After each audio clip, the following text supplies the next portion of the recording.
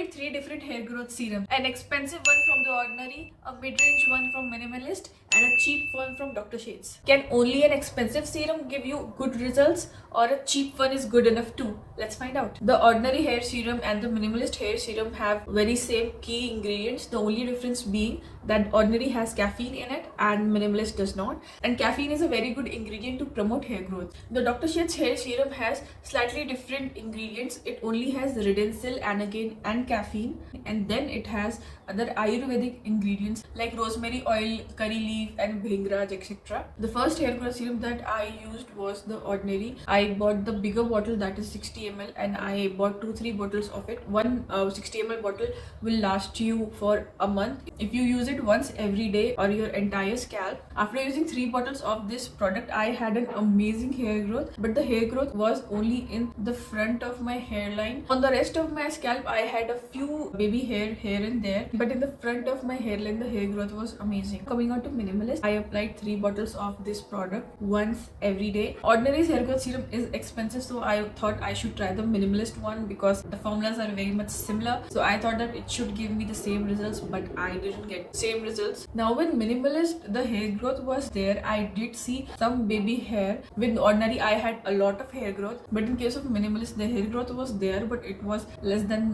what I got from The Ordinary. Coming on to Dr. Shades, as I said that I got this during their buy one get one free sale. So I got 2 bottles for 850 rupees. So one bottle costed me 425 rupees. So I used 2 bottles of this product. In the similar way, I applied it once every day. This product was a disappointment because I have no results to show you. There was nothing that I saw that I can call hair growth. So all in all, I've realized that the expensive product was actually better in this case. The Ordinary's hair serum performed the best and I should have continued with it. But a point to note is that the Ordinary hair serum does make your hair a little bit greasy. So this is my day 2 hair and it does look a little bit greasy. So I just have made you aware of that. After realizing that Ordinary was the best hair serum and I shouldn't have discontinued using it, so I've gone back to using the Ordinary hair growth serum. I have about 60 ml I have about 120 ml of product here and I'm gonna finish this up all, and then I will come back with an update and I'll show you an before and after.